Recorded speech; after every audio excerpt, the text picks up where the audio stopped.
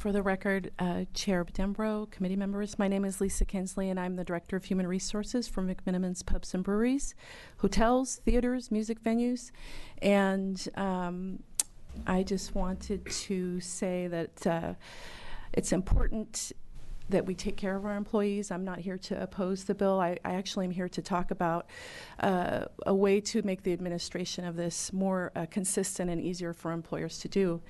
I started off with McMennamins close to 26 years ago as a server. I waited tables, and before that I waited tables before I came to McMennamins.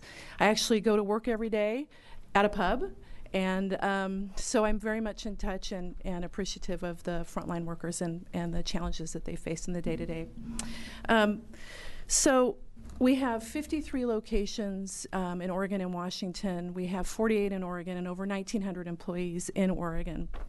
It's important that we comply with federal, state, and municipal regulations and rules.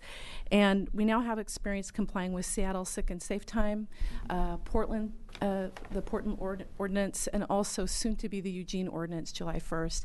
One of the main concerns for us when I first took a look at what was coming down through the legislation was the challenge of legislating through multiple municipalities and dealing with different city ordinances and their different components, and the consistency would be very challenging. It would be a very manual process, and I've heard this in other testimony. I would really like to see this as statewide ordinance and consistent statewide. Employers in Oregon are used to administrating things statewide on Oregon Family Leave Act. I would say that it would be a tremendous help if this was perhaps considered to be folded within the Oregon Family Leave Act. You have a statutory structure that already exists, and employers are used to complying with that. So this, in a lot of ways, would make it a lot easier for us to comply with. I would also like to say a word to consider small employers. McMennamins were not small anymore necessarily, but we were when I first started with the company. And I think it's something to consider, maybe not to require it to be a paid sick leave, but to require a paid unpaid time off for sick leave. And just consider whether or not that's possible as a component. We need a mechanism to determine compliance, and thinking of ways where maybe employers could self-certify through a checklist, I don't know, maybe developed by the Bureau of Labor and Industry. We have a checklist to administrate Federal Medical Leave Act. We have a checklist to go through Oregon Family Leave Act, and again, just adding that within that component to make it easier and more consistent for employers to administrate. Again, I'm coming from HR technical standpoint and wanting to be consistent and to follow the law and to follow the rule and to provide that time off for employees and to support them. So anyway, I think that would help go a long way. Another component that I would like to talk about here is the definition of family member. I believe the statute proposed says blood or affinity or close association. As an HR person, I would find it tremendously challenging to determine with one of my 2,200 employees or 1,900 in Oregon what their close affinity is with someone and how is that a close affinity.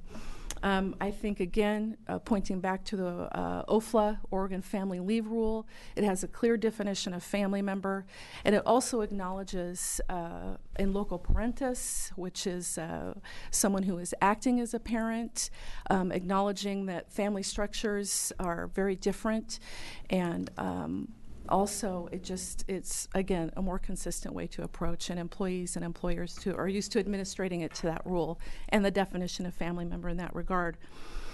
I think proposing a blood or affinity or close association with somebody is vague and confusing. And like I said, it's important for us to be consistent and make sure that we're complying. I would also like to ask for consideration on the notice requirements.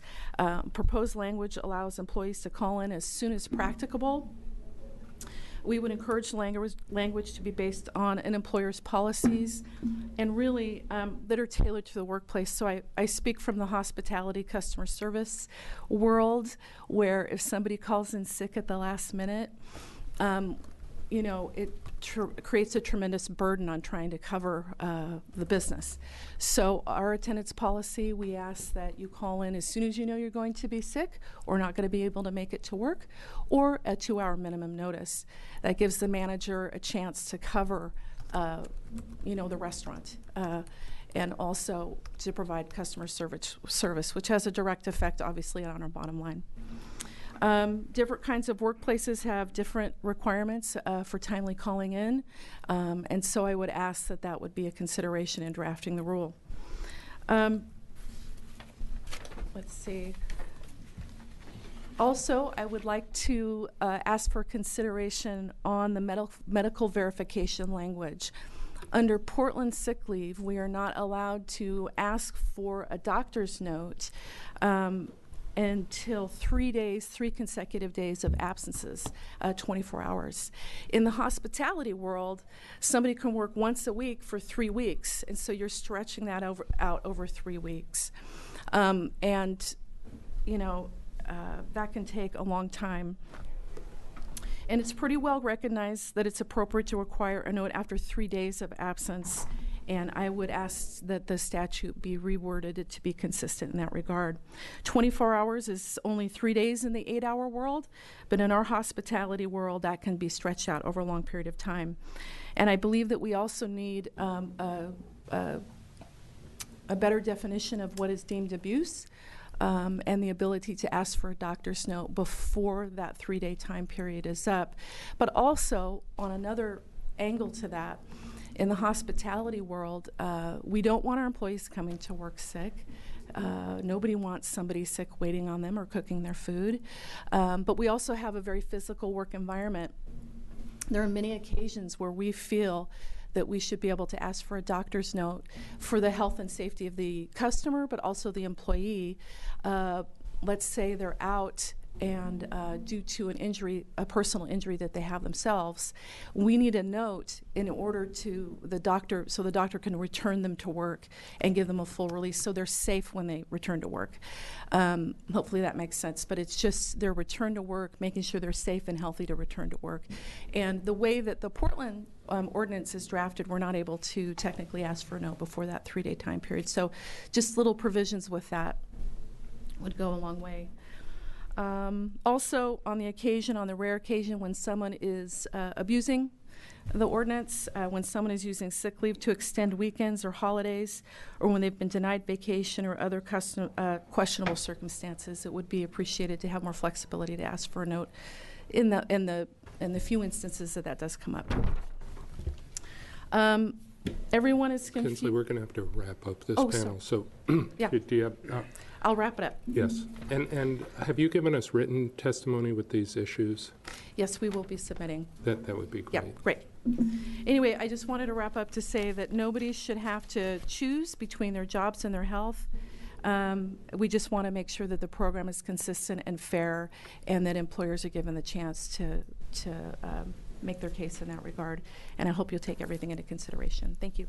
Thank you very much. And colleagues, I've been meeting with many of these people individually, and I know that the House Business and Labor Chair and I will be trying to schedule meetings with you subsequently to try to get some more clarification on some of these fixes that we can agree to. So thank you all very much for your testimony. We have one final panel. We have Doug Kramer from the Farm Bureau. Well, we have Bill Perry, but we've just heard from the restaurant, so we don't really need you, Bill. That's a joke.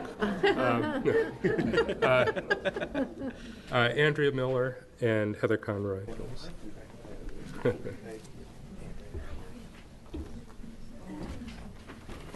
Okay. Sorry, the inevitable time crunch has happened, but appreciate your coming forward. Let's start with Doug, please. I don't know if I want to be first, but thank you. My name is Doug Kramer. I'm from St. Paul, Oregon. Thank you for the opportunity to testify on Senate Bill 454. I own and operate Berries Northwest LLC. We grow 500 acres of blueberries in 3 counties here in Oregon. We used hand labor for picking to produce a quality product that our market is demanding. It is essential that the fruit is picked at the optimal time. Certainty of having workers available is critical to my operation during harvest. Perishable crops have a short window from being ready to pick to being overripe. Usually that's only 2 or 3 days. Our farm operates with 20 full-time employees that have available to them medical and dental insurance and bonus pay based on profitability of our company. During our harvest season, we hire an additional 150 to 300 workers to pick berries. These seasonal employees work on a piece rate. For a blueberry farm, our harvest is unique. We grow early varieties grown under a tunnel system that allows us to enter the market in mid-June with early berries and continues through mid-October with specialized late varieties. This gives us a possible 100 to 120 day harvest season. This new protected paid leave requirement applies regardless of business necessity for an employer. If an employee has accrued leave and qualifies for leave, it can be taken. And in our case, that's even during the harvest season.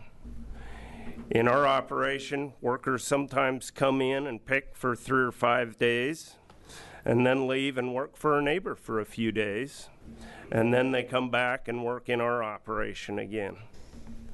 During our harvest season, workers are paid at a piece rate. In our operation, a piece rate employee can make as little as minimum wage one day and as much as $30 an hour the next. Senate Bill 454 does not address the rate we would be paying employees utilizing sick leave. The bill only states that employees should be reimbursed at 40-hour work week rate.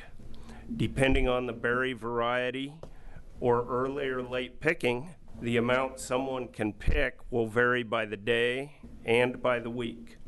This is a prime reason why mandating paid sick leave does not work for agriculture. I am also concerned with the additional paperwork and record keeping that will be required to keep track of our seasonal employees. My daughter manages and coordinates our harvest crews, and my son does the record keeping. It seems that to keep track of this additional requirement, it may take additional employees. When faced with a mandate like paid sick leave, many employers in other business sectors will make difficult choices of raising prices, reducing employee hours, or removing other benefits. These are not options for farmers because we're unable to set the price of the crops we grow. This legislative session, employers are also faced with the potential of an aggressive increase in minimum wage. I cannot absorb all these costs. Our family is going to be forced to make some difficult decisions to cut our expenses. Finally, I am concerned that Senate Bill 454 does not preempt any local regulations.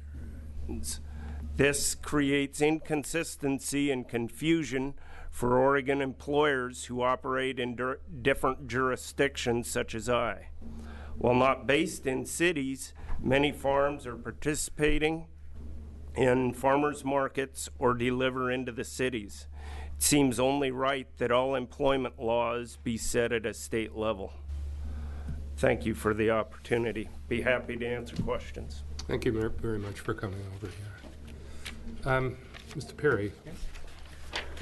Senator Denbrough, members of the committee, for the record, Bill Perry, representing the Oregon Restaurant Lodging Association. I just want to say you'll undoubtedly hear, I think, tonight as you get through this, that there's going to be a lot of people that feel they need sick days.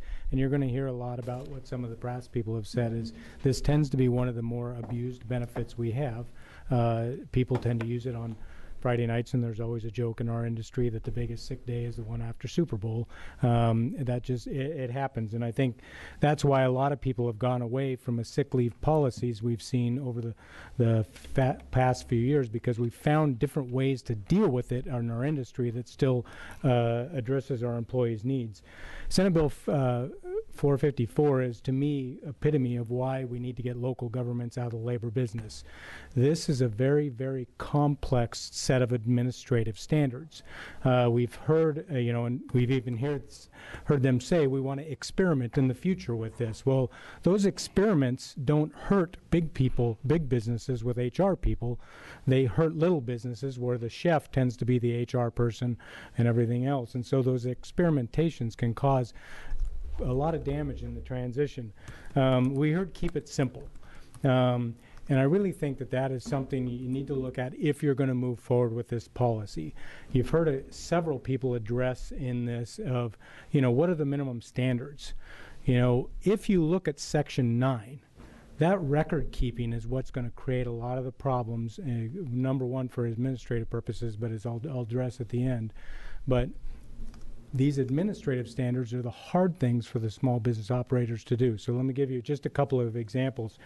Section 3 in the subsection 8, which is at the bottom of page 2, shift trading. We've heard all the time that local governments and other people want to do shift trading. Okay, now when you look at that, shift trading has a qualifier on it. Has to be in this same pay period or the next pay period. So if I'm a server that works Friday night and my pay period is weekly, okay, say I've got the next 2 Friday nights, but I call in sick. I don't want to trade for a Monday or Tuesday shift. The tip income is dramatically lower. Okay, can I get one that's farther out, 2 weeks out? This bill doesn't allow her to do that. So what the bill says is, it starts out, it has to be mutually accepted by the employer and the employee. Why do you need anything more than that? Why do you need to put sideboards on it? If both of them agree, when you look, every local government, Portland, Seattle, they put qualifiers on that. If it's mutually accepted by the employer and the employee, that should be sufficient for shift trading. But it creates an administrative burden when you have to track why they shift traded. The next one, it was brought up earlier in Section 8, subsection 1, it says a 24-hour you don't have to get a doctor's notice for 24 hours, okay? One establishment, a cook will work 8 hours, a dinner server will work 6 hours, and a lunch server could potentially work 4 hours. So the cook's got to get a note after 3 shifts, the dinner server after 4, and the afternoon one after 6 shifts. So it's, when you get into a lot of these, if you just said the minimum standard is this and the employer has to meet it, it would be a lot simpler than every business that sits back here is going to have these problems in this bill, because we try to get too administratively attached to every different minutia, and it's going to hurt each one of these employers differently. And then lastly, I'll just say, obviously we go through a bunch of others, but the other thing, the expense that we're not bringing into this, in our industry, liability for sale of a small business is really one of the biggest expenses. So right now, servers are not reporting their tip income. I have to keep all those records, and so I have a big tax liability I know exists because I'm keeping the records. They didn't report it, okay? Now, sick leave, I think it was Senator Knope, which I won't put words in his mouth. A lot of times you can call up and say, I can't show up today, will you give me paid time off? And they say, okay, it's a 4-hour shift, consider it done. There's no liability. If I've got to track all the unused sick hours, and I have now a record, much like the unreported tips, I'm keeping a record that shows up how much of a liability I have on my business. So you're just adding to the liability. If I ever want to sell, that counts against the value of my business. Where shift trading, non-record keeping sick leave policies, I can still achieve your goal but not have the expense on my business. So just consider those as we move forward. Yeah, thank you very much for those suggestions, and I look forward to working more with you on some of these details. Andrea, thank you. Chair Denbrough, members of the committee, it's nice to be here with you today. For the record, my name is Andrea Miller. I'm the executive director of CAUSA, which is an organization that has worked for the last 20 years to advocate on behalf of Latino families here in Oregon. We strongly support Senate Bill 454. As many of my colleagues have said, right now too many low-income workers can't afford to take a single day off of work for illness, and Latino workers in particular are disproportionately impacted by a lack of paid sick time. About 62% of Latino workers in Oregon lack paid sick time, compared to 47% of the general workforce. For us, this is unacceptable, and I commend the legislature for taking up this important issue. As you contemplate the proposal, I'd like to raise an important issue for Latino workers in particular, many of whom work seasonal or temporary jobs. The legislation considers a 90-day waiting period before workers can access any of the paid sick time that they've accrued. CAUSA believes that this waiting period is too long and will preclude many temporary workers from accessing the paid sick days that they have earned. We understand, however, that this is a compromised position and are supportive of the bill as drafted. But I know that there are some folks out there that would like to see this waiting period extended to 180 days. And we believe that extending the waiting period effectively cuts out a huge portion of Latino workers who work seasonal or temporary jobs. These workers are the most impacted by lack of paid sick days and are the workers who actually need it the most. Let's look at farm workers, for example.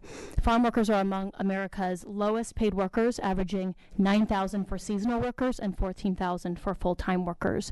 Tonight, you'll have an opportunity to hear directly from some of these farm workers in Oregon.